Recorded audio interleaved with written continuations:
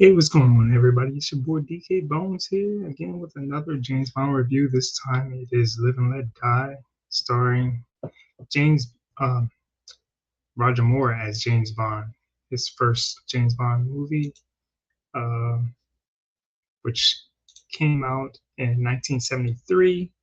The eighth film in the James Bond series. Uh, this is the third series directed by Guy Hamilton. It was produced by Mr. Salzman and Broccoli and written by Tom McKiswick. Uh, it's also based off the 1954 novel by Ian Fleming.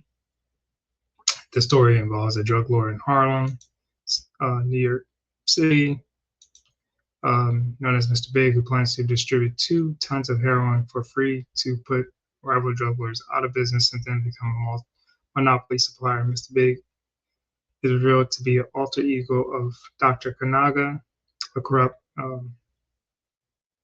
Caribbean dictator who rules San Monique, a fictional island where opium poppies are secretly farmed. Bond has investigated 3 deaths, British agents leading him to Kanaga, and is soon trapped in a world of gangsters and voodoo as he fights to stop Kanaga's scheme. This movie was the budget was $7 million. Box office gross was 161.8 million.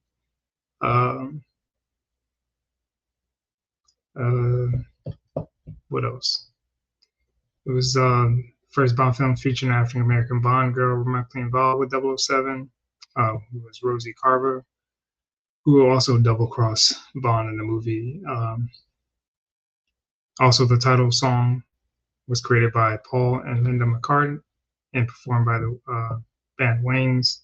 It was nominated for Academy Award for Best Original Song. Again, this movie came out in 1974. It had a lot of comedic parts in it. Roger Moore gave a lot of he gave more a little bit comedical takes on James Bond, especially with Sheriff J.W. Pepper, as you see in this picture. He played a decent role in the movie. I thought he was pretty funny. It was interesting. Anyways, beginning of the movie, three MI agents are killed under mysterious circumstances within 24 hours in the United Nations headquarters in New York City, New Orleans, and the small Caribbean island of Saint Monique. While monitoring the operations of the island dictator, Dr. Kananga, James Bond is sent to New York to investigate. Kananga is also in New York visiting United Nations. After Bond arrives, his driver is assassinated by Whisper, one of Kanaga's men, while driving Bond to Felix Leiter. Anyways, Bond is led to Harlem, where he meets Mr. Big, a boss who runs a chain of restaurants throughout the United States. They were told to go kill him, and then luckily Bond there was a CIA agent covering Bond, and he kills the other 2 guys. Also, Bond meets Solitaire, who is a tarot card reader with the power of Oba, and can see both the future and remote events in the present.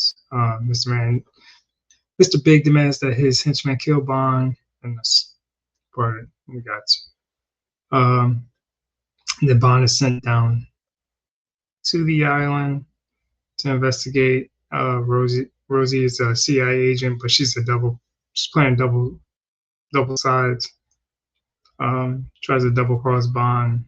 Bond ends up sneaking into Kanaga's, palace or whatever. Meets Solitaire, makes love to Solitaire. Takes Solitaire off the island. which the scene of them trying to escape the island. There's a bus scene, like a double-decker bus scene where motorcycles and cars are chasing them, which was pretty cool. Bond then takes a plane, lands in New Orleans, where Mr. Big's men capture him or try to capture him. Bond does this. They're at the airport, and he takes this old lady on this like chase with Mr. Big's men chasing him in a car, and he's in a plane, and it's pretty epic. Anyways, Bond and Leiter go to the one bar in New Orleans where I guess Mr. Big owns. They set Bond up. Bond is captured by Mr. Big and his men again, where Mr. Big reveals that he's Kanaga, and they take him to an alligator farm where a cool stunt scene. I'm pretty sure it's not Roger Moore doing it, but this guy runs across the alligators, which I forget how many takes they did, but Bond escapes that, jumps in a boat where there's a epic chase scene on the boat where J.W. Pepper is introduced, and that's like the funniest part of the movie where Bond causes all this havoc, and then he shows up, and then all the cops are waiting for him, and Leiter's there, and J.W. Pepper shows up. He opens his door, kicks his door off, its hinges, and he's like, he says something like, "What are you, some kind of doomsday machine boy?" And they had to explain to him that he's a secret agent, and he's like, "On whose side?" Anyways, Bond then goes back to Saint Monique. They set explosives to destroy the poppy fields. Bond then engages with Kanaga, where Kanaga captures him again. He escapes with his watch, and he ends up shooting Kanaga with a gas pellet gun, which explodes Kanaga. Bond and Solitaire escape. Leiter puts Bond and Solitaire on a train where one of Kanaga's men with the missing arm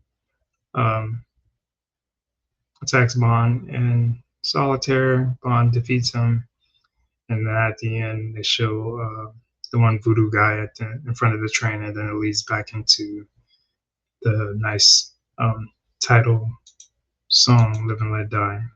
I give this movie an 8.5 for its action, its comedy. There's a lot of 70s look to it, but the background and the scenery was pretty cool. It reminds me of that gritty New York, and the scenes shot in New York and New Orleans were pretty gritty.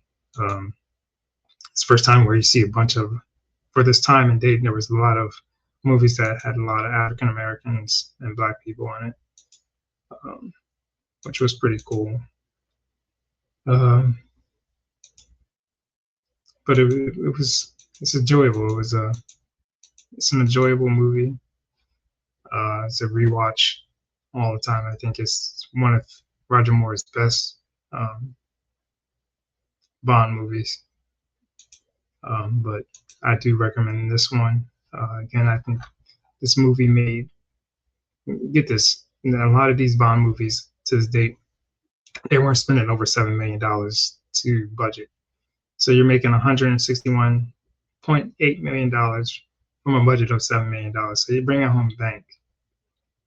You bring home a lot of good money. So I know you're not going to go back to that kind of a budget, but I think it would help Hollywood and movies in general, low budgets and decent movies and knowing your audience.